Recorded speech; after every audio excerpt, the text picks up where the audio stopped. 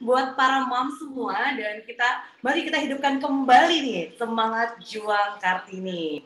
Dan Super Mom Family Fest ini juga diselenggarakan dalam rangka Hari Kartini oleh Super Mom untuk seluruh keluarga di Indonesia. Dan hal ini sejalan dengan visi dan dari Super Mom untuk menciptakan platform dan ekosistem untuk memberdayakan orang tua di Asia Tenggara untuk hidup lebih baik dan lebih cerdas. Supermom adalah social commerce berbasis artificial intelligence yang mempertemukan berbagai brand dengan para orang tua untuk membeli, menjual, menghasilkan, dan belajar segala hal seputar dunia parenting. Ya, dan melalui Supermom, para orang tua akan mendapatkan rekomendasi terbaik tentang produk apa yang harus dibeli dan di mana membelinya. Supermom juga memiliki misi untuk memberdayakan para ibu untuk hidup lebih cerdas dan lebih baik. Supermom juga tidak hanya memberikan rekomendasi, tetapi juga menghadirkan komunitas online bagi orang tua untuk saling memberikan dukungan kepada orang tua lainnya dan belajar bersama dalam mengatasi masalah mereka. Supermom hadir di berbagai negara di Asia Tenggara seperti Singapura, Indonesia, Malaysia, Vietnam, Thailand, dan juga Filipina. Di Indonesia sendiri, kita memiliki lebih dari 40.000 member dari seluruh wilayah Indonesia. Dan Mom and Dad dapat terlibat dalam rangkaian webinar Supermom Family Fest ini secara gratis ya, Moms.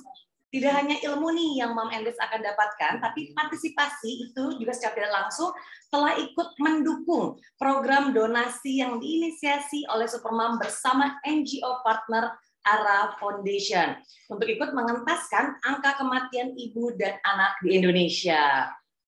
Dan tentunya acara ini dapat terselenggara berkat dukungan oleh seluruh partners ya. Dan kami ucapkan terima kasih nih kepada official partner kita, ada Slim Tea, Herba Madu Enak, Prudential Syariah, dan juga media partner Nova.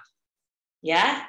Dan juga nih di bulan April, tepatnya di tanggal 21 dan 22 April, kita juga memiliki 4 sesi webinar. Dan yang sekarang ini yang Mom and Dad hadiri adalah sesi webinar yang pertama dengan tema Mindful Parenting, strategi mengatur emosi orang tua dalam pengasuhan anak usia dini.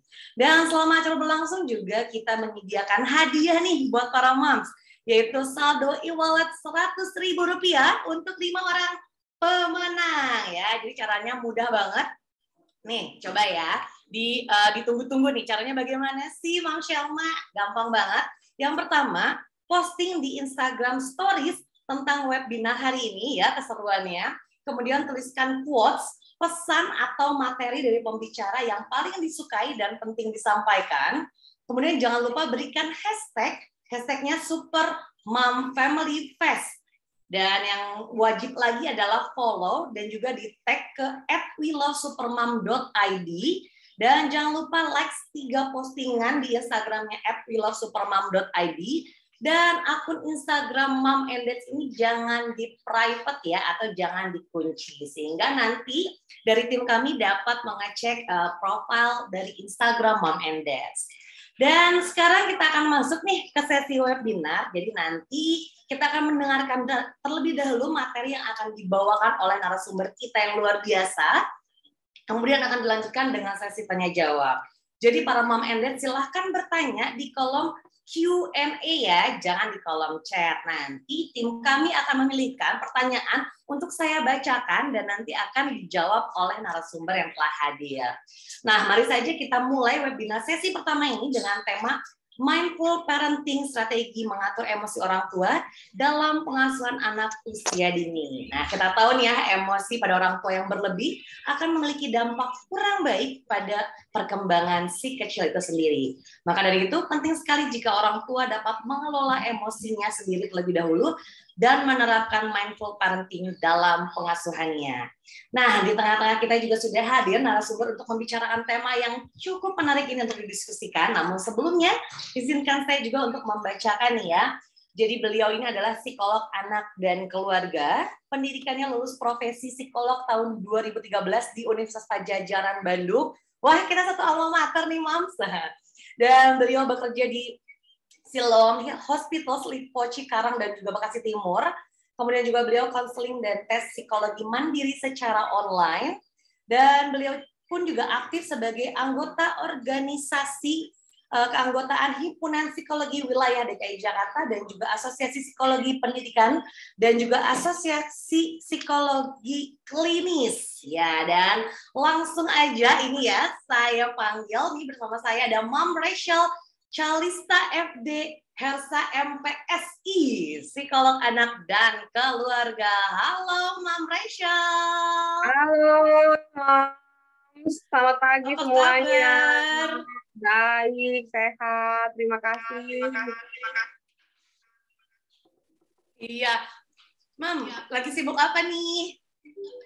Hari ini biasa ya, pagi-pagi anak udah mulai PTM ya, pertemuan tatap muka. Betul, betul. Udah mulai ya sekarang ya, aku juga udah mulai buka Iya, ya pagi-pagi ya, Mam ya. betul, betul. Tapi kangen juga sharing sama nanti sini. Jadi Iya sambil anak dong. lagi pet sekolah, kita sharing ya. Bener dong, kan meningkatnya lagi semangat daya juangnya Kartini ya. Gitu. Kita kan mengembalikan lagi nih, saya yakin banget nih para moms di sini kan pengen banget banyak belajar dari Mam Rachel dong tentang mindful parenting. Ini saya juga kayaknya perlu banget nih, Mam. Belajar ya, ngatasin biar emosi ini kan agak langsung labil ya, udah PTM, puasa gitu kan, semakin labil. Nah, jadi monggo deh kalau gitu langsung aja nih saya persilakan pada Mam Rachel untuk dapat memberikan materinya. Monggo, Mam.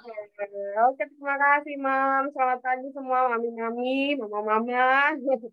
Oh, Mams yang ada di sini ya, tadi dari Jogja hadir, dari mana-mana ya, ternyata ya, ini dari seluruh Indonesia ya. Wow, keren sekali.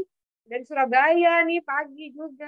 Gitu. Terima kasih loh, udah apa namanya, tetap semangat untuk serius sama perkembangan anak-anak ya. Nah, selain perkembangan anak-anak, kita juga menata diri ya sebagai orang tua ya. Hari ini saya senang sekali bisa apa namanya bisa hadir di sini juga, diberikan kesempatan oleh Sukuman di acara Family Festivalnya untuk sharing tentang mindfulness parenting, gitu. Mindful parenting. Apa sih mindful parenting? Nah, hari ini kita akan membahasnya bersama-sama. Nah, izinkan saya sharing screen ya. Baik. Boleh, Mam.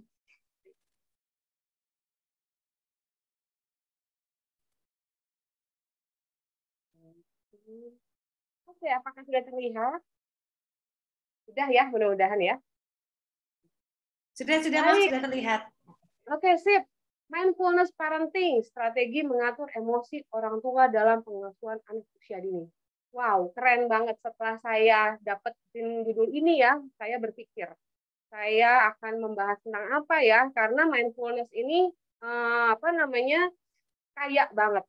Ini kaya sekali materinya. Jadi di sini lebih spesifiknya ke mindfulness parenting. Nah, sebelum kita telah lebih jauh mindfulness seperti apa, mungkin Mams di sini ada yang Google gitu ya, mindfulness itu apa gitu, parenting itu apa gitu.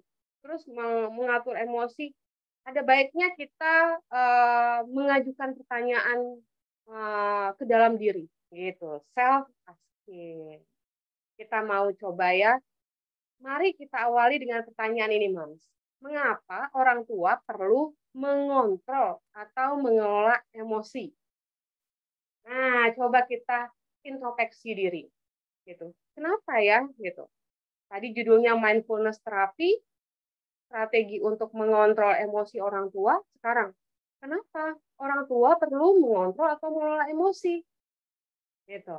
Mungkin udah ada jawabannya di dalam hati kita masing-masing ya, Mams ya. Boleh juga kalau misalnya hari ini mau ngechat, boleh, silakan gitu. Jadi kita di sini sesinya lebih ke arah interaktif aja ya. Jadi Mams boleh chat di sini, nanti saya akan sedikit baca, kalau ada yang kelewat mohon maaf gitu ya. Tapi saya akan coba untuk tetap untuk fokus ngelihat chat gitu ya, sehingga kita apa namanya interaktif dan fun gitu. Santai tapi apa namanya kita mendapatkan sesuatu hari ini. Nah, mengapa orang tua perlu mengelola atau mengontrol emosinya? Jawabannya mungkin yang tersirat begini, selama saya apa namanya ketemu sama orang tua ya, saya tanyain pertanyaan ini agar bahagia, betul gak, Mam? Nah, supaya bahagia kita mengelola atau mengontrol emosi. Lalu ada juga supaya seimbang di hidupnya gitu.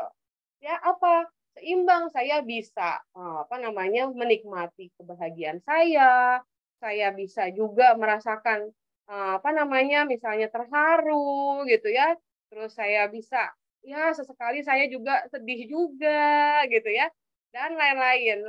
Lalu ada sejahtera lahir batin gitu.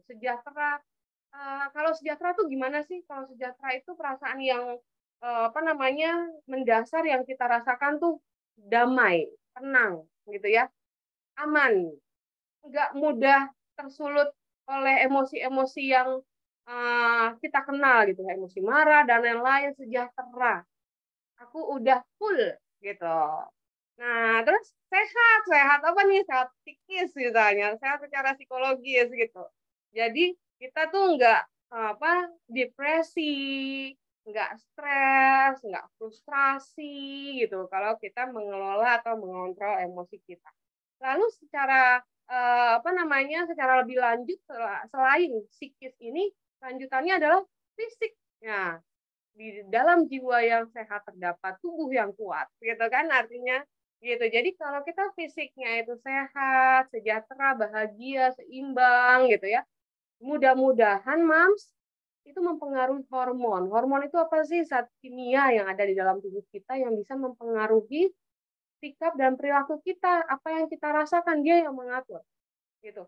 Nah, oleh karena itu kalau hormon kasih sayangnya muncul gitu ya, kita bahagia, terus adrenalin muncul secara cukup seimbang, maka kita akan tetap bertenaga, bersemangat sehingga kita bisa juga merasakan diri kita tuh sehat, diri kita tuh bugar gitu ya, kayak orang habis olahraga.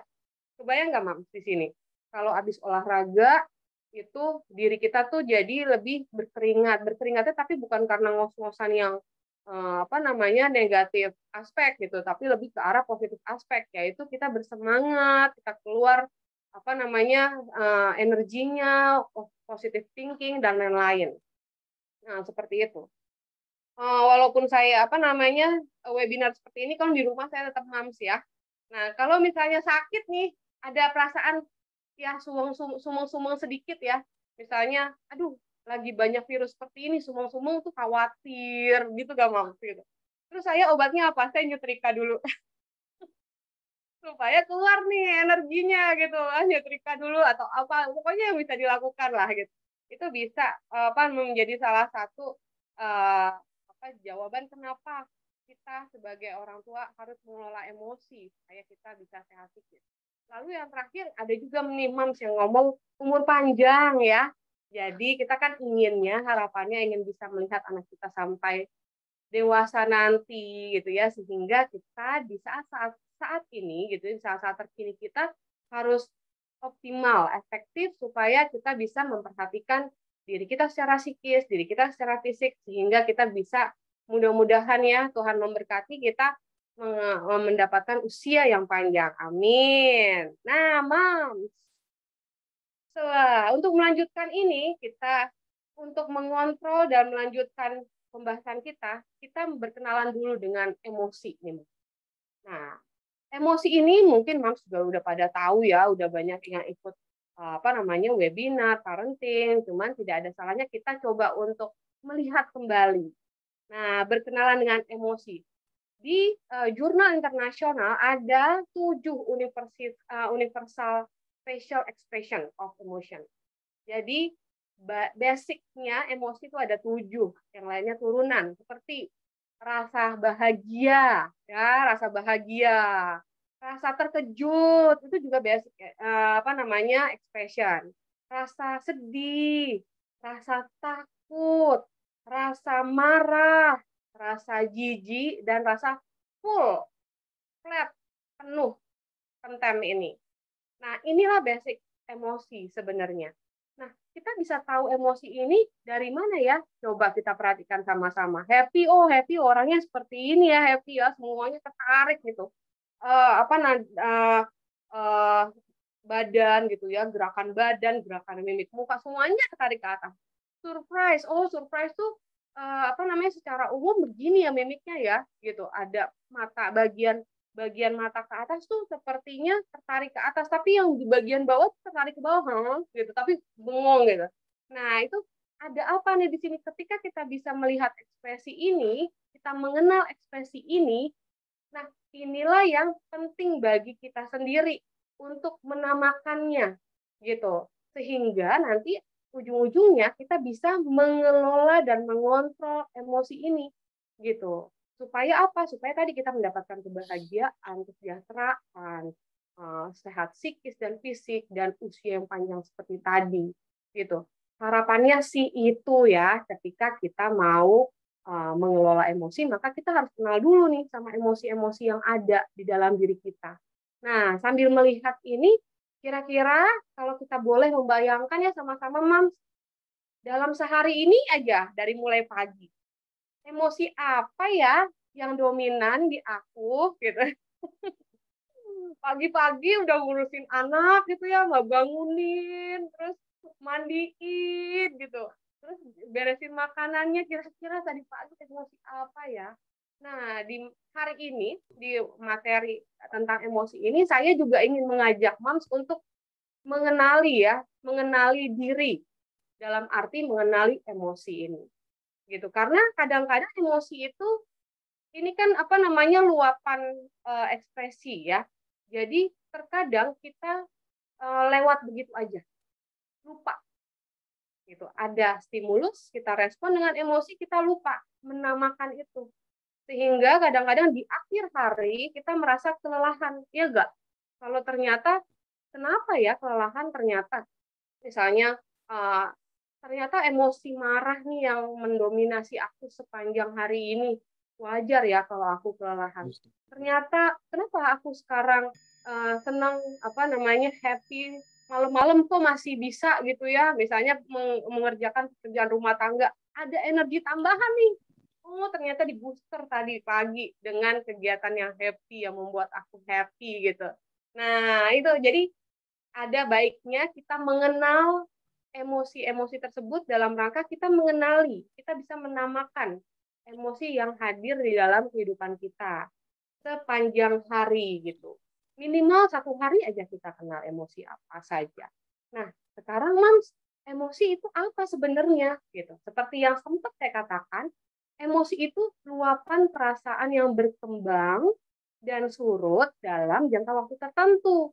Nah, ini disebabkan oleh stimulus yang dimaknai atau diberikan oleh seseorang gitu. Jadi begini, misalnya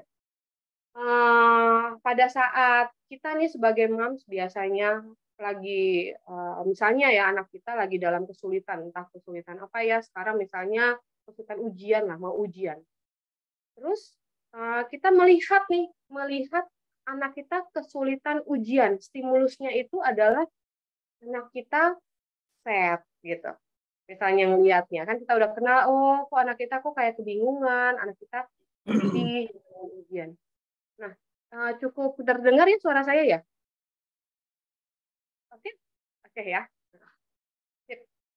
Nah, saya lanjutkan kesulitan mengenai ujian.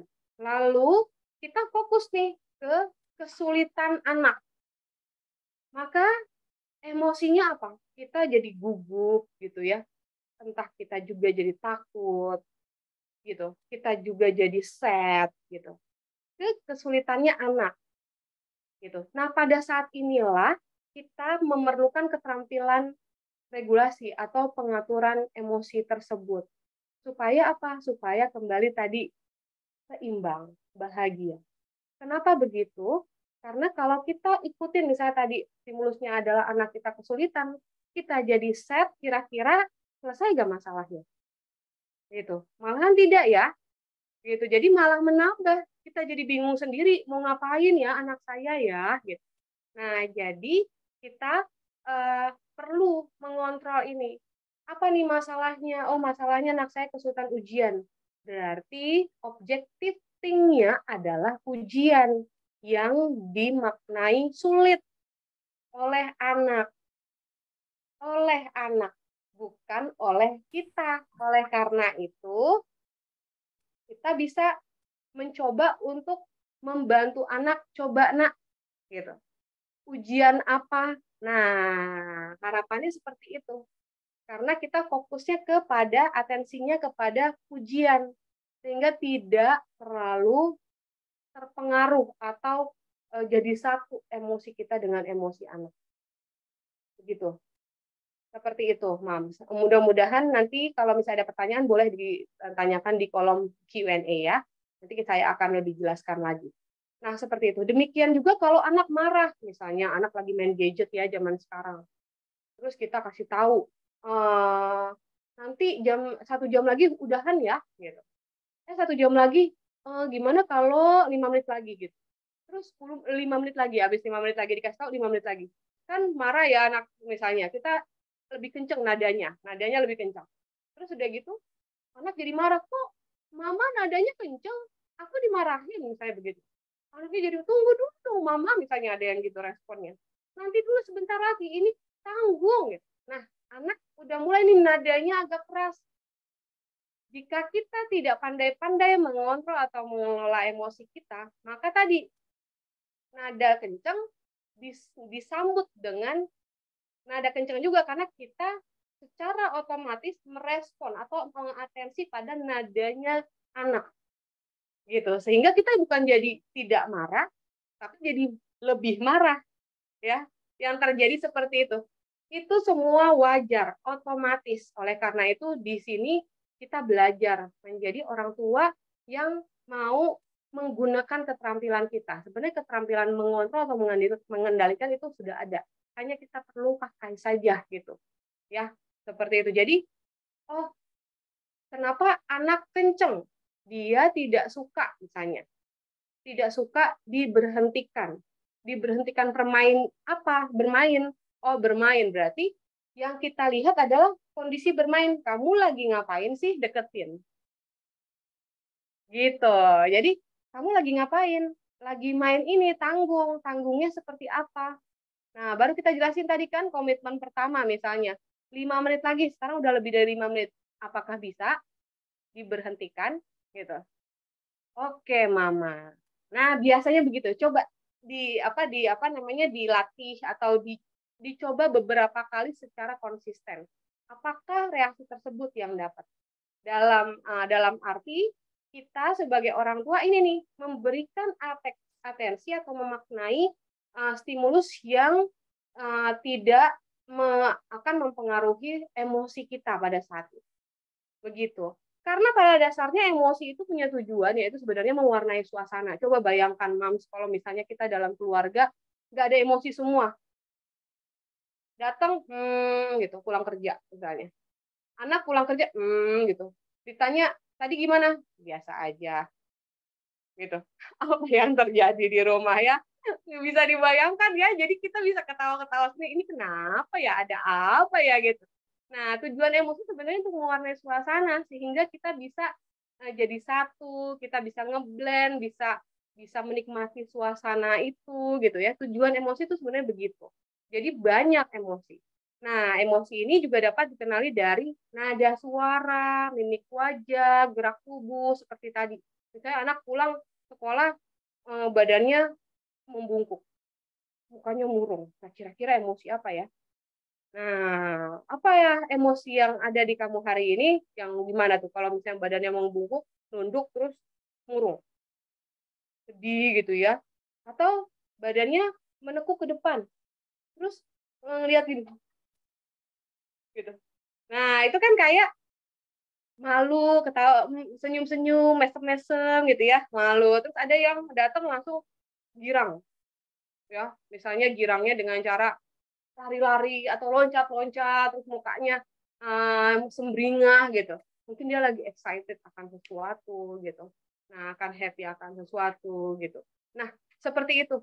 Itu sebenarnya emosi yang yang terjadi, wajar terjadi dan normal terjadi pada kita, pada anak-anak, pada semua orang gitu. Nah, itulah emosi kita. Oleh karena itu nih, kita sekarang ya, jika tadi kita sebagai orang tua susah atau tidak bisa mengelola emosi, maka emosi tersebut akan mengoyak atau mengoyak kestabilan orang tua.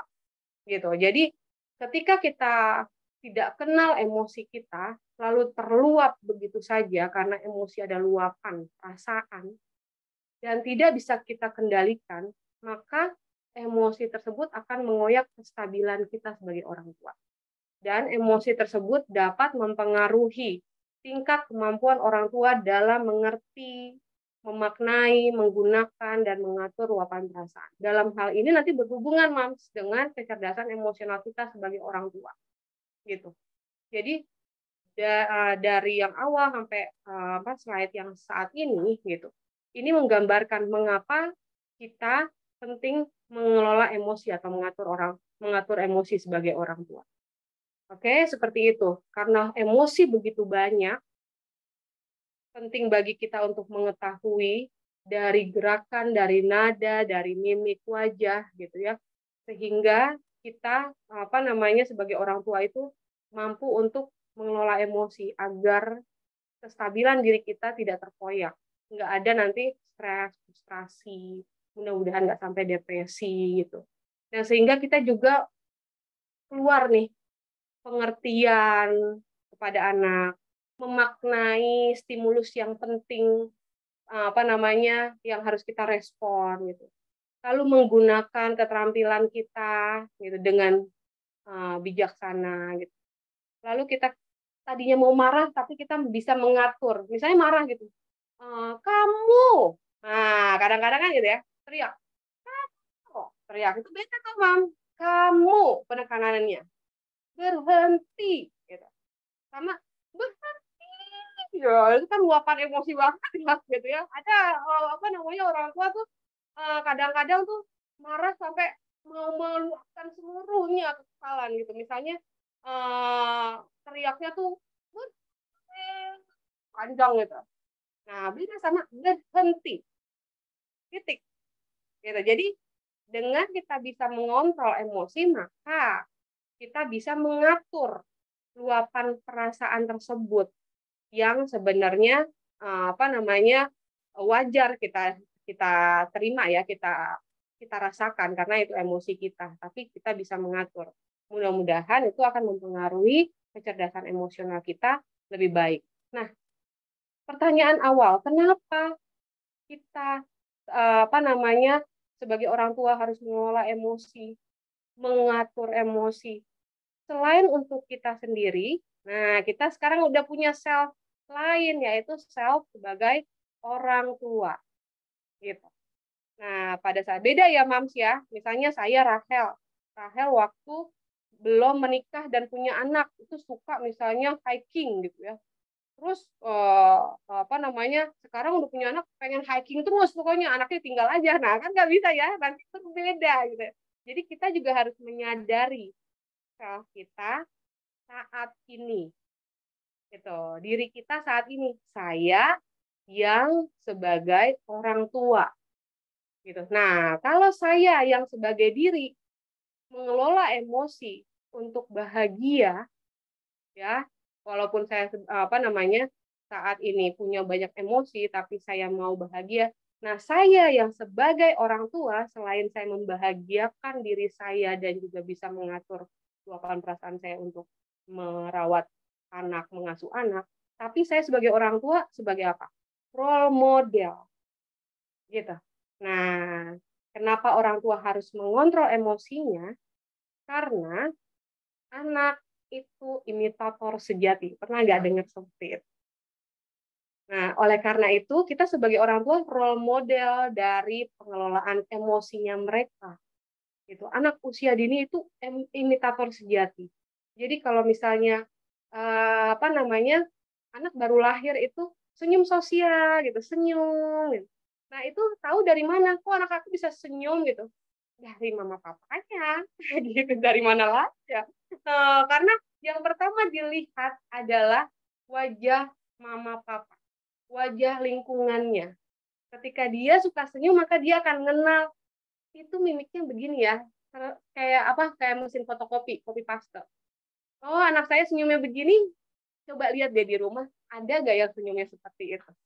Berarti itu yang atensi, yang diberikan atensi penuh sama anak secara otomatis di dalam kognisi anak sejak dia lahir gitu. Terus anak misalnya marah melotot gitu. Nah, ini siapa nih yang suka ditiru sama anak nih kalau lagi marah melotot gitu. Nah, itu anak itu imitator sejati. Sehingga ketika orang tua dapat mengelola emosi itu sama dengan anak mengimitasinya, sama dengan anak memiliki kemampuan mengelola emosi. Nah, silogismenya adalah orang tua dapat mengelola emosi, maka anak memiliki kemampuan mengelola emosi karena proses imitasi. Gitu, ya. Kenapa bisa begini? Gitu. Kenapa bisa begini? Contoh misalnya, pada saat saya lagi kerja misalnya, Mams lagi kerja ngetik, kan lagi WFH ya kemarin ya, ngetik, terus ditanya sama anak, ditanya, aduh tunggu dulu gitu, tunggu dulu sebentar, mama lagi ngetik misalnya ya, udah mau marah nih, udah mau marah, diganggu terus, tunggu dulu mama mau ngetik. Nanti tiba-tiba besok anak misalnya lagi ngerjain PR-nya, nah terus nak, mama minta tolong dong, tolong ambil ini, mama tunggu dulu, lagi ngerjain kerjaan tugas gitu, sebentar aja, mama tunggu dulu. Nah, siapa yang suka mengalami hal itu? Sama. Nah, itu udah kelihatan kan. Tapi ketika kita bilang, sebentar, saya lagi berperan sebagai orang tua. Ketika mengetik sebentar ya nak ya, sini sebentar. Lihat, ini sekitar masih banyak nih yang mama ketik. Kira-kira kamu butuh sekarang atau nanti? Misalnya, sekarang juga. Kalau misalnya 5 menit lagi gimana? Kita main ya, kompromi gitu. 5 menit lagi gimana? Oke, 5 menit beneran ya, Mah? Ya. Oke, 5 menit bener. Habis sudah ketik, Mah 5 menit di apa namanya di misalnya anaknya mau mengasih tahu ya. Mah 5 menit ya udah, oke. Tak selesai. Walaupun belum selesai kita kontrol karena kita sesuai dengan nilai-nilai yang mau kita sampaikan ke anak gitu ya. Kita mau mencoba untuk membuat contoh, menjadi contoh anak untuk mengontrol emosi kita. 5 menit ke sana.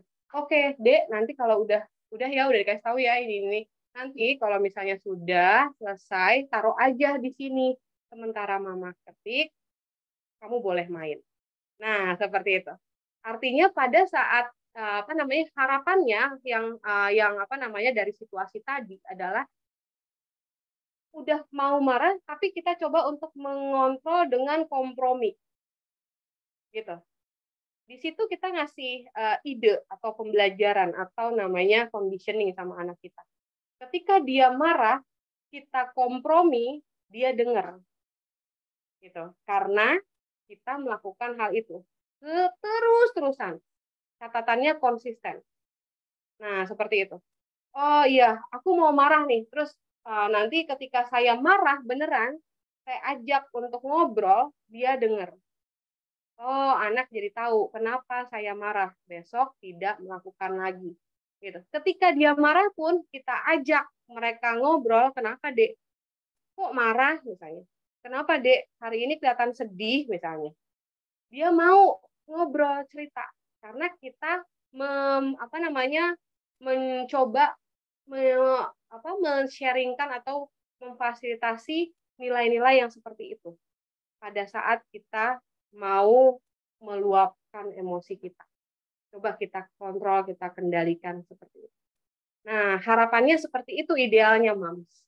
Namun di budaya masing-masing keluarga itu berbeda tingkat kemudahan, tingkat kesulitan, itu kita nggak boleh menutup mata. Jadi kalau misalnya, kok keluarga itu mudah ya, anaknya tuh ceria lagi, anak itu ketika murung dia ceria lagi, anak itu ketika marah diomongin sekali bisa. Nggak boleh kita kasih tolak ukur yang sama, gitu. Tapi kita coba di kita sampai sejauh mana. Cepat atau lambatnya kita mendapatkan klik ya atau perilaku yang bersinergi itu tergantung kitanya sendiri seberapa konsisten kita menerapkan atau melakukan kemampuan pengaturan emosi ini kepada anak-anak gitu. Jadi sehingga anak kita di usia dini udah bisa mencoba mempraktekkan yang namanya skill kemampuan mengelola emosi, walaupun dia tidak tahu ya itu apa, tapi kita sudah memberikan cara-caranya, memberikan apa, bagaimana tanda-tandanya, bagaimana mengatur emosi seperti itu. Nah, sekarang kita masuk ke mindfulness. Gitu. Kalau kita misalnya emosi, marah, terus kadang-kadang kita kan sulit untuk membendungnya. Nah, mindfulness ini adalah salah satu teknik sebenarnya, Mams. Teknik bagi kita untuk bisa mengendalikan emosi tersebut. Jadi, mindfulness ini letaknya ini sebelum kita melakukan hal itu sama anak-anak, bukan setelah. Gitu, Mams. Jadi kalau misalnya tadi saya bilang bisa kompromi begitu, bisa ngomong seperti itu, sebelumnya kita harus melakukan mindfulness ini. Gitu. Karena inilah yang membuat kita tahu bagaimana harus melakukan sesuatu. Kita tahu bagaimana bisa mengendalikan emosi gitu ya, meregulasi emosi kita. Nah, tujuan mindfulness sendiri sebenarnya membentuk perilaku ya. Tadi perilaku-perilaku yang jadi ada kompromi, jadi ada komitmen, jadi ada saya geser tubuh saya ngelihat permainan anak gitu. Nah, itu karena kita sudah menerapkan mindfulness itu sendiri. Di sini mindfulness parenting. Nah, maksudnya adalah bagaimana kita itu melakukan penerimaan diri kepada diri kita sendiri, apa yang kita rasakan. Contohnya di sini ada emosi apa yang kita rasakan, sehingga kita bisa punya sesuatu komitmen untuk melakukan atau men-share atau menyajikan nilai-nilai yang kita mau itu. Nah, dalam bentuk apa? Dalam bentuk perilaku. Nah, itu mindfulness. Nah, seperti ini. Jadi, perilaku apa tadi? Perilaku menerima. Pada saat kita lagi mau marah, aduh lagi mau ngetik. Gitu. Otomatis gitu. Kalau misalnya dikasih rangkaian waktu itu tak tak gitu ya. Marah, misalnya stimulus, mau merespon marah, di sini ada mindfulness dulu, baru perilaku. Gitu. Cukup kegambar ya, Mams ya. Jadi mindfulness itu bukan seperti relaksasi yang udah marah baru mindfulness gitu, bukan. Jadi udah marah dulu nih, berantem sama anak mama sama anaknya baru mindfulness. Aku mindfulness dulu deh. Menyesal aku begini itu bukan. Jadi mindfulness itu adalah tujuannya membentuk perilaku kita supaya bisa mengendalikan, mengatur perilaku kita supaya bisa mengontrol emosi kita. Gitu. Nah, perilaku yang kita bentuk pada saat mindfulness ini adalah menerima. Menerima tuh apa? Menerima ikhlas ya. Ikhlas dalam menerima apa yang di luar kendali. Nggak kepikiran tuh aku punya rencana ini. Biasanya orang tua ya, kita ya ibu rumah tangga tuh kalau punya strategi tuh strategi planner banget deh gitu. Kalau dari A udah sampai Z gitu. Hari ini, awal ini, habis itu ini, habis itu ini, habis itu ini, sampai malam ini gitu. Nah, kalau udah buat strategi, terus ada yang ngacauin itu agak sedikit tersulut ya gitu. Entah, aduh aku gagal deh nih jadi ini. Aduh aku gagal nih jadi orang tua. Aku nggak bisa ngatur anak aku. Aku nggak bisa mengatur emosi aku juga gitu. Nah, mindfulness ini membentuk perilaku kita untuk menerima ikhlas, menerima apa yang di luar kendali. Selain menerima, mindfulness juga membentuk perilaku kita untuk bisa komitmen. Komitmen itu apa? Ikhtiar. Berusaha memperbaiki hidup. Ada keinginan, ada niat yang baik untuk berusaha memperbaiki hidup. Gitu. Jadi, saatnya mindfulness. Nah, seperti itu. Nah, coba yuk kita coba mindfulness di sini. Seperti apa sih mindfulness nih, mama-mama? Kita coba siapkan di rumah kalau ada kertas ya, kalau ada pensil boleh di sekitarnya. Kalau nggak ada, yang sambil mengerjakan sesuatu boleh sambil direka-reka gitu ya. Ini activity-nya ini. Kita coba. Buatlah list nilai-nilai yang Anda miliki, yang Anda ingin dimiliki oleh anak. Nah, buatlah list atau nilai-nilai dulu nih untuk mindfulness ini ya. Nilai-nilai yang Anda ingin anak Anda miliki. Apa? Disiplin kah? Kejujuran? Saya ingin anak saya mandiri. Saya ingin anak saya misalnya inisiatif gitu. Pokoknya nilai-nilai apa? Anak saya ramah, sopan. Gitu. Buat list nilai-nilai. Setelah kita coba 3 nilai atau 2 nilai dulu ya sebagai latihan, lalu buatlah list perilaku yang ingin Anda lakukan dalam menyampaikan nilai-nilai tersebut. Gitu. Misalnya tadi disiplin, tapi Anda bukan pikirannya itu pada saat mindfulness terapi ini, pikirannya itu bukan anak. Coba bayangkan pikirannya diri saya sendiri gitu. Habis saya mau, misalnya contoh, saya mau disiplin. Anak saya disiplin. Punya nilai disiplin. Maka saya ingin menunjukkan perilaku yang bagaimana supaya anak saya bisa melihat itu adalah disiplin. Gitu. Contoh misalnya yang paling susah nih, gadget adiksi misalnya. Kita pun orang tua tidak serta-merta lolos ya namanya dari gadget adiksi ya, Mams ya. Perlu diterima itu juga. Nah, jadi saya mau anak saya disiplin waktu. Oleh karena itu saya sendiri pada saat ini ingin mencoba pada saat waktunya membantu anak belajar, saya menjauh dari HP saya. HP saya mau saya taruh. Gitu. Nggak mau dibawa-bawa. Sambil belajar, ngajarin anak, HP-nya dipegang gitu misalnya. HP-nya dipegang. Nah, itu biasanya saya lakukan itu. Sekarang enggak gitu. Nah, seperti itu. Buat list seperti itu. Berdasarkan saya, bukan anak. Karena yang mau diterapi itu, yang mau memiliki mindfulness itu adalah saya. Gitu. Yang mau memiliki perilaku penerimaan, ikhlas, dan memiliki perilaku niat yang bagus atau komitmen itu saya. Oleh karena itu, fokus kepada saya. Gitu. Susah ya, Mams ya? Ada beberapa klien saya bilang, susah loh, Mams. Yang kebayang anak terus gimana ini? Jadi pas itu di sini nih kita belajarnya begitu ya. Kita yang saya bilang tadi melupakan identitas diri kita sendiri. Pada saat kita lagi menjadi orang tua, gitu, mau merawat, mengawasi, mau mendidik anak kita, gitu ya, itu 3 tugas pokok dari parenting ya, mendidik, merawat, mengawasi, 3 tugas pokoknya. Kita tuh lupa yang kita awasi tuh anak yang memiliki kepribadiannya sendiri. Itu ngeblend sama kita, sudut pandang kita. Tapi ketika disuruh begini, yang kelihatan kok anak terus ya, Mams gitu. Jadi berubah ya, berbeda-beda. Jadi pada saat mindfulness kita harus fokus pada diri kita sendiri. Ini waktunya kita untuk punya sikap atau perilaku yang lebih baik lagi.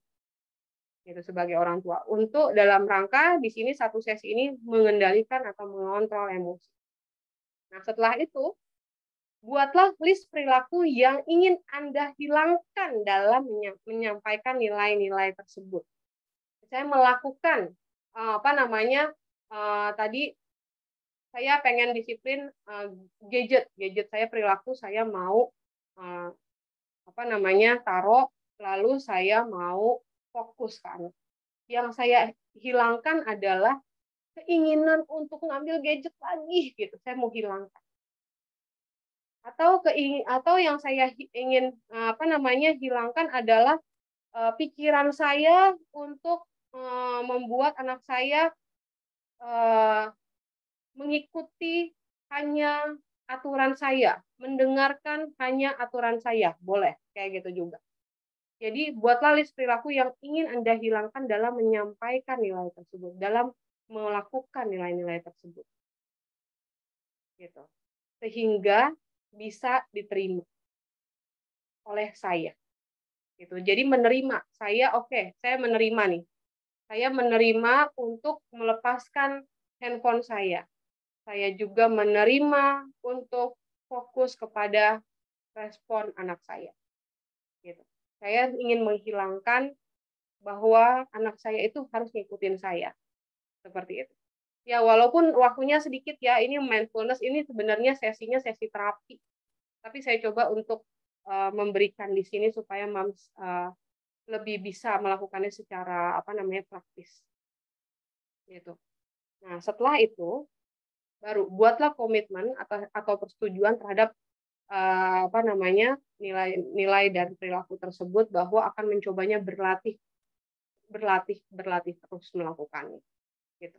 Ketika waktunya, saya membuat agreement, komitmen, persetujuan dengan diri saya. Ketika saya menghadapi atau menjalani waktunya anak belajar, maka saya akan menaruh HP saya, lalu saya fokus ke anak tanpa saya meminta anak melakukan terus-menerus apa yang saya ingin dia lakukan, dan terfokus pada anak. Lakukan itu terus-menerus. Jadi ketika waktunya misalnya jam 4 mau belajar, handphone udah ditaruh di mana. Terus lihat ke anak. Yuk kita belajar. Ma, ini nggak bisa nih, Ma, aku. Yuk coba lagi, yuk coba. Nggak bisa, aku udah lelah. Oh, ya biasanya kan kita agak ngotot, misalnya ada orang tua yang begitu. Ngotot. Iya, coba lagi yang ini, nomor ini. Aku nggak bisa nih. Nah, ketika aku ting gitu ya, aku akan mencoba mendengarkan anak saya dan menghilangkan sikap saya untuk memaksakan anak saya melakukan apa yang saya inginkan. Oleh karena itu, kamu udah capek di sini, yuk kita lanjut yang ke sini. Gitu. Jadi lanjut lagi, diulang. Nah, harapannya adalah di situ ketika kita fokus terhadap sikap-sikap tersebut, komit dan penerimaan terhadap yang kita pengen, nilai-nilai yang kita pengen berikan kepada anak, maka itu membuat kita bisa mengalihkan diri dari emosi yang biasa muncul. Biasanya, Mam, aku udah capek nih.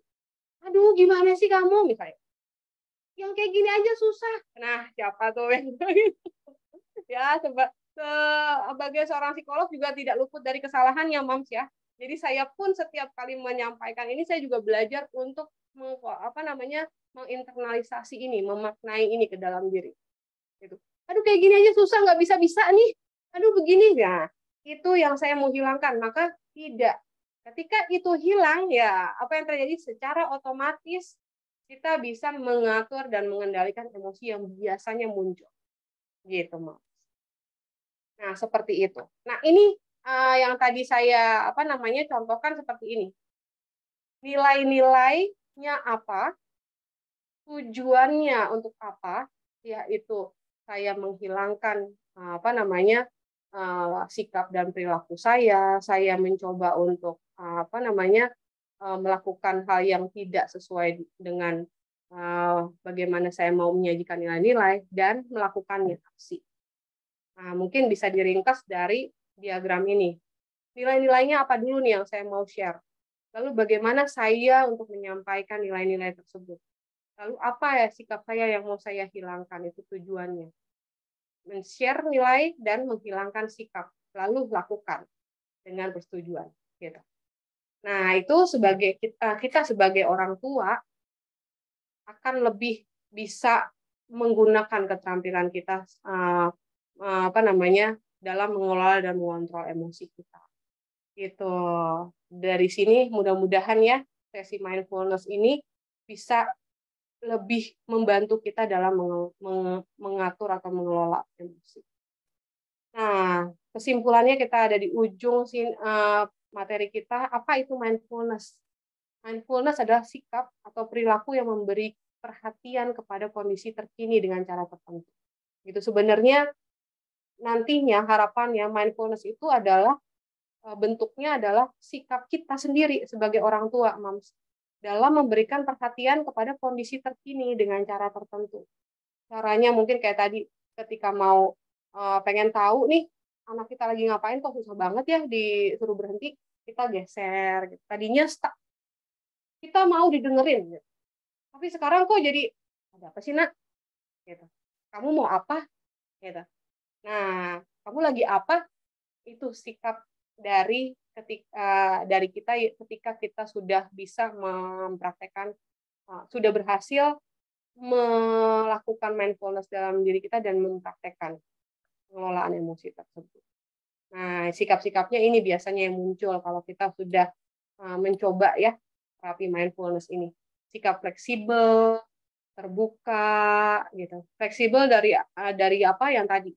Enggak harus dengerin rencana saya. Habis mandi, langsung pakai baju, langsung makan misalnya, langsung ke meja belajar misalnya, atau langsung tidur gitu. Nah, tidak harus seperti itu. Kita lihat secara fleksibel. Anak kita habis mandi mau nonton TV dulu gitu. Nah, berapa lama, untuk apa, kenyamanannya gitu, dan sehingga kita bisa melihat, oh anak kita tuh ritmenya seperti ini.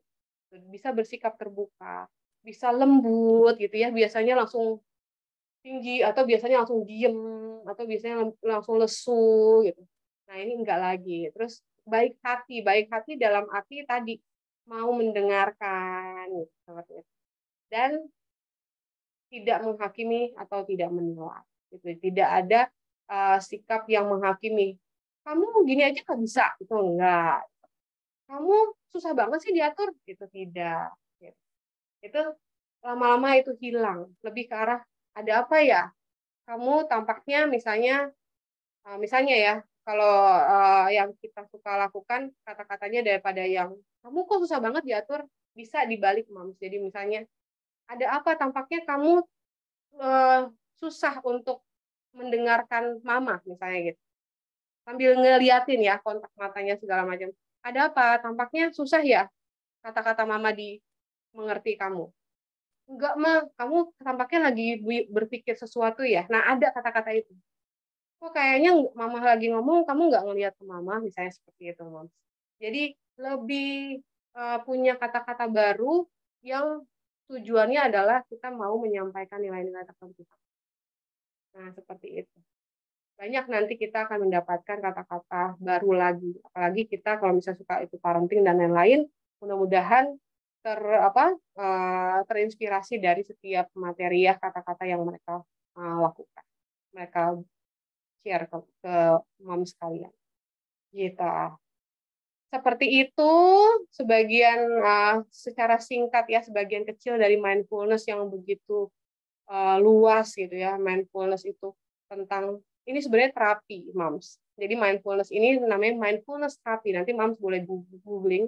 Ini ada namanya terapi mindfulness. Untuk apa? Untuk kita bisa take action. Melakukan sesuatu dengan kondisi diri kita terkini. Tidak dipengaruhi oleh riwayat kita dulu, misalnya sama mama-mama kita dilakukan seperti ini, berarti anak kita akan berhasil kalau dilakukan seperti ini. Tidak. Jadi mindfulness ini adalah membentuk perilaku kita yang baru sesuai dengan kondisi kita terkini. Itu, Mams. Mudah-mudahan bisa diambil sesuatu ya dari materi kita hari ini. Thank you. Wow, luar biasa sekali. Thank you, Mam Rachel. Wah, ini kalau bisa tepuk tangan, saya yakin banget nih para mam semua yang sudah mendengarkan tadi materinya Mam Rachel tuh pasti pada tepuk tangan. Karena pada semua baca di sini chat-chatnya pada, wah, iya banget nih, Mam. Iya, semoga aku bisa deh, Mam. Gitu. Karena aku juga di dalam hati gini, iya, betul. Ini harusnya emang harus kita lakukan gitu ya. Cuma memang nggak mungkin bisa instan ya, Mam Rachel ya. Karena pasti ada prosesnya dong, ya kan. Nggak bisa tadinya, masa kamu kayak gini aja nggak bisa? Maaf nih, kalau itu saya masih begitu sama Mam Rachel. Kita kadang suka karena udah keseringan kan ya kita ngasih tahu gitu ke si anak gitu, tiba-tiba kita jadi kayak keceplosan. Aduh, kamu masa kayak gini aja nggak bisa sih gitu. Itu kan hal yang terkadang kita responnya terlalu cepet-cepet gitu kali ya, Mam Rachel ya. Jadi kayak nggak kita pikirkan, langsung keluar gitu aja secara refleks gitu. Jadi berarti kalau untuk sekarang, kalau Mam Rachel bilang pada saat kita lagi mau emosi dan mau mengeluarkan itu, coba kita agak tahan dulu gitu ya. Kita coba pikirkan lagi apa yang selanjutnya mau kita lakukan gitu ya, Mam Rachel ya. Betul sekali. Luar biasa ya Mam semua ya, setuju dong sama aku ya, ini materinya luar biasa banget dari Mam Rachel. Nah, sekarang kan kita mau masuk ke sesi Q&A nih Mam Rachel, dan saya udah lihat di Q&A udah 99 plus nih, aka banyak banget. Banyak banget sebenarnya pertanyaan buat Mam Rachel. Tapi nanti tim kita kan lagi sibuk nih memilihkan dulu pertanyaan-pertanyaannya, karena nanti akan ada pemenang yang penanyanya terbaik itu akan mendapatkan hadiah dari Supermom saldo voice ya sebesar Rp100.000 atau e-walletnya. Nanti pertanyaan yang saya bacakan itu berarti yang sudah menang nih si saldonya, yang berkesempatan dijawab sama Mam Rachel. Nanti setelah saya bacakan, Mam siapa langsung di DM saja kepada panitia gitu ya, bahwa saya tadi pertanyaannya dibacakan untuk mendapatkan si saldo tadi. Nah, sambil menunggu pertanyaan yang dipilih-pilih nih sama tim panitia, mungkin sekarang kita akan lihat sejenak dulu video berikut ini.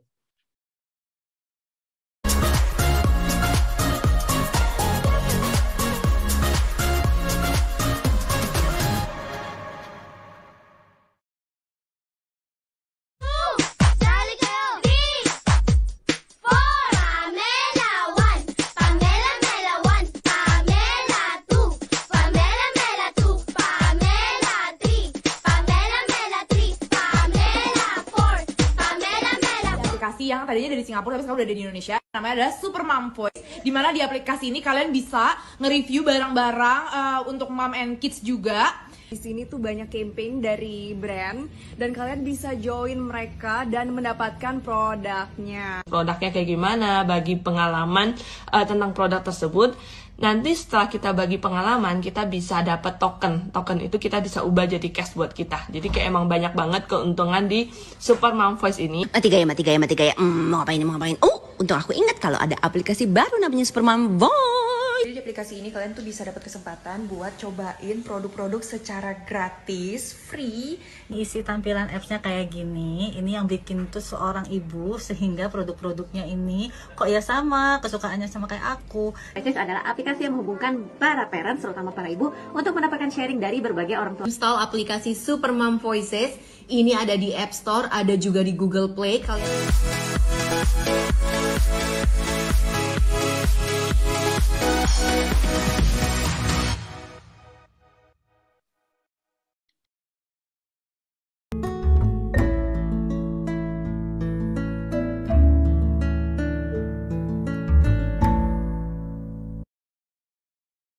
Ya, berarti langsung nih ya kita mulai masuk ke sesi Q&A nih Mam Rachel. Ada, wow, udah lumayan nih ya. Jadi, nih yang pertama dari Anindita Ayu Natuna. Selamat pagi, izin bertanya, apakah mindful parenting dapat mencegah parental burnout? Jika, terus yang pertama, yang kedua ini udah beranak ya pertanyaan. Yang kedua, jika ortu memiliki inner child yang tidak menyenangkan, bagaimana bisa menerapkan mindful parenting? Monggo langsung dijawab, Mam. Ini bagus juga ya pertanyaannya ya, pertanyaan. Sekalian ini memberikan informasi juga nih, Mam.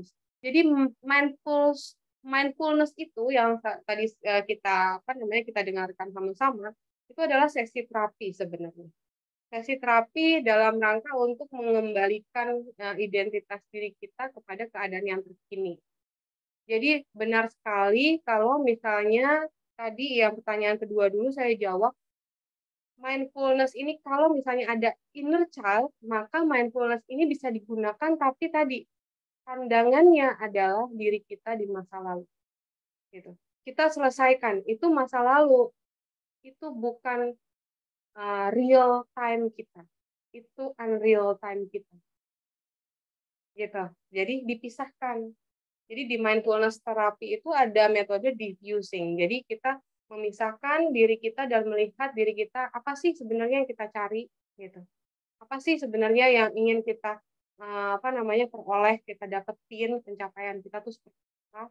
Nah, itu kita baru nanti dapetin tuh gambarannya secara utuh. Setelah kita misalnya dapetin, misalnya mau misalnya saya ingin sebenarnya dihargai, gitu. Misalnya ya, orang tua pengen dihargai.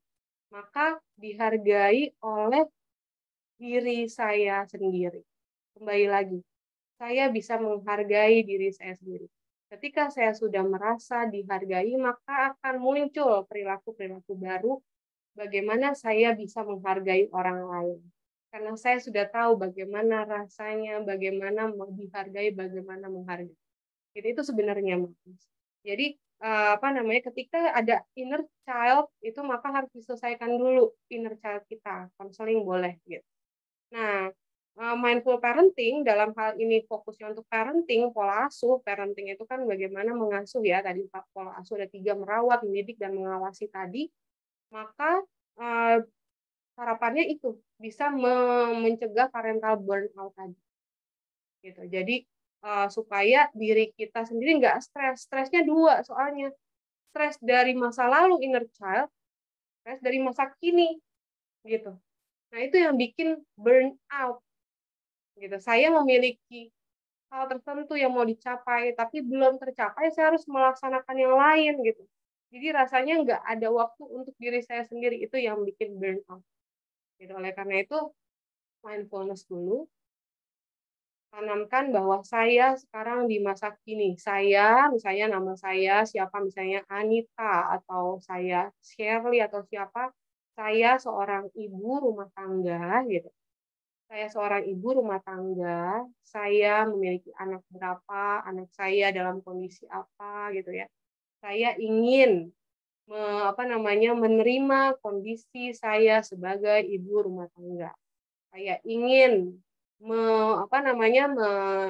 mewujudkan sikap perilaku saya sebagai ibu rumah tangga seperti ini gitu. Nah, itu bisa dilakukan dengan mata terpejam, bisa juga mata terbuka dengan melihat sesuatu yang fokus gitu, boleh. Atau sambil dengar lagu, sambil laying ya, terbaring itu, sambil relaksasinya dalam arti mindfulness. Mindfulness bukan relaksasi. Mindfulness itu proses penanaman makna dalam diri kita yang tadi ya, supaya kita tahu kondisi terkini kita, sehingga bisa take action tadi, bisa beraksi sesuai dengan nilai-nilai yang kita harapkan. Gitu. Nah, seperti itu. Memang harapannya seperti itu, Mams. Keren banget. Oke, mungkin itu yang bisa disampaikan. Thank you, Mam. Jadi emang harus ada waktu juga ya buat diri kita sendiri juga untuk menanamkan itu semua ya, Mam ya. Oke, luar biasa nih. Nah, ada lagi sekarang dari Santi Septianingsih, Jakarta Timur. Selamat pagi, Mbak Rachel. Izin bertanya, adakah tips khusus bagi ibu yang mengalami mom shaming agar emosi selalu terjaga baik dan bisa menerapkan mindful parenting dengan happy? Dan yang kedua, apakah ada tolak ukur sejauh mana mindful parenting ini berpengaruh pada tumbuh kembang anak di masa yang akan datang? Oke. Nah, sebenarnya pada saat kita misalnya moms ada yang mengalami gitu mom shaming ya pada diri, kita bisa itu shame atau mempermalukan diri karena hal tersebut masuk ke dalam identitas diri kita gitu. Nah, masuk ke dalam identitas diri kita. Kalau kita tidak merasa hal tersebut masuk ke dalam identitas, maka tidak akan mengalami mom shaming. Gitu. Jadi kita harus tahu dulu gitu. Apa yang diberikan gini. Pada saat ini dinamikanya ya. Kenapa kita saya menyajikan ini dinamikanya supaya mudah-mudahan tergambar. Ketika mom shaming, moms gimana sih ngurus anak, misalnya seperti beberapa artis kita ya ada yang mengalami shaming itu, anaknya kan kurus banget gitu ya, itu anaknya kurus banget, nggak bisa ya didik anak segala macam gitu, nggak bisa yang ngasih nutrisi sama anak. Nah, ketika ada gambar, ada stimulus tertentu masuk ke dalam diri kita dan itu ada di benak kita, apa stimulusnya ada di dalam benak kita harus sadar dulu, moms. Mindfulness itu sadar bahwa itu ada yang itu adalah stimulus yang diberikan orang lain terhadap kita berdasarkan sudut pandangnya dia gitu. Nah, kita harus balikin lagi, jangan langsung diserap, kan fungsinya mengontrol, self control itu kalau saya bisa bayangkan di sini seperti pintu gitu, Mas. Kalau di dalam diri kita tuh pintu. kapan orang bisa masuk rumah kita, kapan orang tidak kita biarkan masuk ke dalam rumah kita. Nah, rumah kita itu adalah diri kita sendiri. Gitu. Saya tahu, oh itu nggak bisa ngurus anak ya, harus balikin, tunggu, itu kata mereka. Nah, ketika kita suka main gadget atau suka ngedengerin orang, itu yang membuat kita jadinya merasa itu adalah untuk kita. Karena generalisir, sama. Padahal kalau ditelaah lebih lanjut, enggak. Nah, itulah gunanya mindfulness itu. Jadi untuk menyadari kondisi terkini saya saat ini. Enggak kok gitu. Nah, itu bisa dilakukan. Seperti itu. Saya sudah memberikan nutrisi kepada anak saya. Saya tiap bulan ke dokter anak, saya melihat rate-nya kan, kalau ke dokter anak ada rate-nya kan, tren BB dan tinggi badan itu, berat badan dan tinggi badan. Oke kok, anak saya masih dalam trennya. Nah, maka tidak langsung dimasukkan sebagai identitas moms. Gitu. Oleh karena itu tidak terjadi mom shaming. Gitu. Nah, mindfulness therapy ketika kita melakukan ini, maka otomatis harapannya memang seperti itu. Ketika anak kita jarang mendapatkan rangsang yang membuat dia sakit hati, maka akan lebih baik ke perkembangannya berikut. Lebih percaya diri gitu tuh kalau self control. Seperti itu, Mams. Oke, gitu, Mams. Ada tolak ukurnya nggak sih? Pengukurannya gitu ada nggak sih, Mam Rachel? Pengukuran untuk? Tolak ukur sejauh mana itu berpengaruh pada tumbuh kembang anak di masa yang datang? Oh, oke. Sebenarnya kalau dari tolak ukur sejauh mana itu berpengaruh terhadap tumbuh kembang anak, itu tidak ada penelitiannya, belum ada. Mindfulness meneliti sejauh mana secara khusus ke tumbuh kembang anak. Tidak sampai sejauh mana tolak ukurnya belum ada. Yang bisa kita lihat adalah kondisi terkini. Ketika anak kita misalnya walaupun kita marah sama dia ya, tapi dia masih bisa balik lagi ke kita, terus bisa cerita ke kita, terus pada saat kita ngajak untuk rekonsiliasi ya sama anak, marah, terus udah gitu bareng-bareng lagi, tadi mama marah karena ini, terus dia dengerin, oke, besok perilakunya nggak berulang, itu berarti kita bisa memberikan tolak ukur kan, bahwa mindfulness yang kita lakukan ini berhasil atau bermanfaat bagi anak untuk perkembangannya gitu. Oke, alright. Ya, wah, berarti ini harus aku praktekin ya. Aku tuh kayak gimana caranya rekonsiliasi setelah marahin anak. Terus kita ngobrol berdua bahwa setelah kita marah tuh kita sampaikan gitu ya. Kenapa kita melakukan itu gitu ke si anak agar anak juga jadi mengerti. Oke. Nah, ini ada agak jauh nih dari Mam Cynthia Anesia dari Palembang. Mbak, gimana cara menyamakan prinsip mindful parenting dengan suami? Kadang suka beda pendapat dalam pola asuh anak. Ini pasti banyak banget nih moms juga yang sama. Betul. Dengan suami ya ini ya. Betul. Dengan si papa suaminya diajak juga ikutan Supermom Festival. Betul. Atau rekamannya ini kan di Facebook ada ya, biasanya suruh di Iya, tapi yang intinya adalah kita dalam mindfulness itu kita kan mengerti ya, mengenali, menerima sesuatu dalam diri dan dalam menghadapi situasi. Nah, kita praktekin bukan seperti menggurui suami. Nah, itu yang penting ya, yang saya ingin share di sini. Nggak akan nyampe, tapi kita melakukan itu dengan perilaku yang berubah dari diri kita sendiri. Gitu.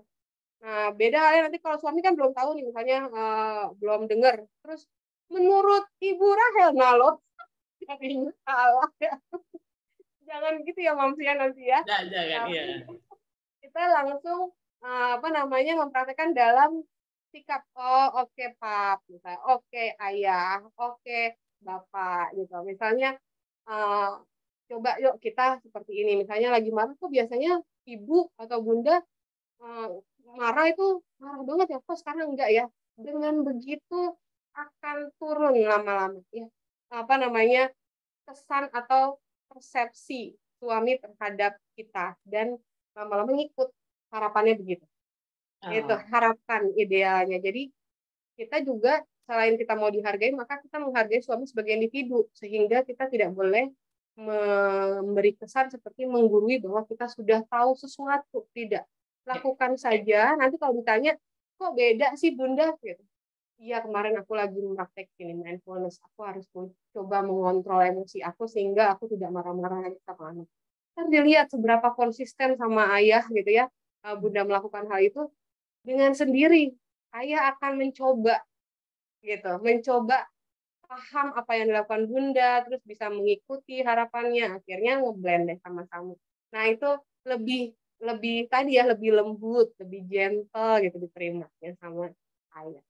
Iya. Itu Bunda. Atau kalau enggak juga ini ya, kayak kita diskusikan aja gitu hasilnya hari ini nih. Pah, tadi aku ikutan nih ya di Supermom Family Fest. Jadi ternyata ada kayak gini. Yuk kita sama-sama coba gitu. Jadi saling ngelingetin juga kayaknya oke banget ya, Mam Rachel ya. Maksudnya kayak ingetin aku ya kalau tiba-tiba aku sudah mulai emosi gitu ya. Tolong diingatkan. Nah, gitu. Gitu ya. Ya, jadi melibatkan apa namanya rekan hidup kita, teman hidup kita dengan cara itu sebagai membantu untuk pengingat. Gitu. Betul, Gitu. betul. Itu boleh tetapi kerjasama ya, Mam ya. Iya. Oke, ini berarti pertanyaan terakhir nih ya, Mam Rachel, ada dari Mam Ratna Puspita di Jawa Tengah. Wow, jauh juga nih. Untuk ayah ibu pekerja, kapan saat terbaik melakukan kegiatan mindfulness menyenangkan bersama anak? Adakah waktu-waktu tertentu yang menentukan mood baik si anak? Dan seberapa sering mindfulness harus dilakukan untuk bisa lebih efektif dirasakan manfaatnya? Ya ini kayaknya kalau ibu bekerja kan semuanya udah numpuk ya. Sama sih, mungkin di rumah juga udah pekerjaan rumah. Nah ini juga apalagi pekerjaannya di luar, macet jalanan, segala macam. Nah itu gimana nih, Mam? Oke, waktu terbaik ya, Mams ya, yang ditanyakan ya, kapan mindfulness itu apa ini dilakukan waktu terbaiknya ya. Waktu terbaik untuk melakukan mindfulness ini tapi nggak bisa dilakukan secara berkelompok tanpa bantuan. Kalau berkelompok dengan bantuan harus ada arahan. Jadi nanti psikolog terdekat di daerah masing-masing. Nanti waktu terbaiknya, kalau ditanyakan waktu terbaik itu sebenarnya nggak ada waktu-waktu khusus. Tergantung kepada sekondusif apa situasi mam saat itu. Gitu. Jika misalnya sekarang nih, saya lagi nunggu anak pulang dari sekolah, saya lagi sendiri, pekerjaan sudah beres, itu bisa tanpa ada gangguan. Nah, gitu. Kalau pulang kantor, misalnya sebelum nyetir mobil, di mobil dulu sebentar, gitu ya, biasanya untuk dengar-dengar sesuatu sambil itu bisa juga. Jadi memisahkan antara dunia pekerjaan dan saya sebagai orang tua nanti di rumah. Harapannya nanti pada saat di rumah saya nggak bawa-bawa lagi nih masalah-masalah atau problem-problem di sekolah, di kantor atau dimanapun itu ke rumah gitu harapannya. Jadi ketika ketemu anak saya sudah siap. Gitu. Benar. Jadi pas parkir mobil di rumah, take your time dulu gitu ya, Mam ya, buat tarik nafas gitu ya. Aku suka gitu sih, Mam, sebenarnya kayak nyolong-nyolong, ntar dulu deh. Gitu ya, agak keluar. Atau kayak minggir dulu sebentar saat kita udah masuk komplek rumah gitu ya, menenangkan dulu, melepaskan penatnya dulu, baru gitu ya kita hadapi kita ke rumah. Oke, ya jadi terima kasih banyak loh Mam Rachel. Nah, para mam semua nih mohon maaf ya, tidak sempat saya bacakan seluruhnya karena udah 99 plus ya pertanyaannya dan agak sulit kita jawab satu-satu ya Mam Rachel. Nanti semoga kita ada waktu lagi untuk kita diskusi lagi nih sama Mam Rachel. Dan tadi buat mam semua yang sudah aku sebutin ya pertanyaannya dari mananya, mohon untuk langsung menjapri atau chat panelis ya. Admin dari kita jadi untuk mendapatkan saldo yang tadi sudah disebutkan. Oke, kalau gitu saya ucapkan terima kasih sekali lagi buat Mam Rachel. Boleh kita tepuk tangan secara virtual ya buat Mam Rachel, ilmunya luar biasa sekali. Dan juga saya ingin mengingatkan nih buat para mam semua bahwa Supermom juga menyediakan saldo e-wallet lain. Jadi kalau tadi yang tidak beruntung ya mendapatkan untuk jadi penanya terbaik, nah nanti mungkin akan beruntung karena caranya mudah banget. Cukup posting di Instagram Stories tentang webinar hari ini dan tuliskan quotes atau pesan atau materi di pembicara yang paling disukai atau yang paling penting disampaikan. Banyak banget tadi kalau misalkan ngobrol sama Mam Rachel tuh pasti banyak banget deh pesan materinya yang bisa langsung dituangkan di situ tuh pasti banyak. Dan jangan lupa berikan hashtagnya Supermom Family Fest wajib follow dan tag ke @welovesupermom.id. Jangan lupa juga like 3 postingan di Instagramnya @welovesupermom.id dan jangan di private atau dikunci. Nanti pemenangnya akan langsung diinformasikan di Instagramnya @welovesupermom.id. Dan juga saya ingin ingatkan ya bahwa setelah ini akan ada lagi juga webinar sesi yang kedua di pukul 13.00 atau jam 1 siang. Jadi bagi mom and dads yang sudah mendaftar, jangan lupa untuk hadir di sesi terakhir. Sekali lagi saya ucapkan terima kasih banyak untuk Mam Rachel ya yang sudah berbagi ilmunya nih di pagi hari ini hingga siang. Saya yakin banget puasanya pasti nggak bakal berasa ya Mam, karena banyak ilmu juga yang sudah didapatkan. Semoga nanti kita bisa diskusi lagi lebih banyak lagi ya Mam Rachel. Dan saya juga mau mengingatkan bahwa acara Super Mom Family Fest ini juga dapat terselenggara berkat dukungan dari seluruh partner. Saya ucapkan terima kasih kepada Flimty, Herba Madu Enak, dan juga Prudential Syariah, dan media partner Nova. Jadi saya Chalma Destria mewakili Super Mom pamit undur diri. Mari kita hidup lebih baik dan juga lebih pintar. Sehat selalu, sampai jumpa, selamat siang, dan Assalamualaikum warahmatullahi wabarakatuh. Assalamualaikum warahmatullahi wabarakatuh.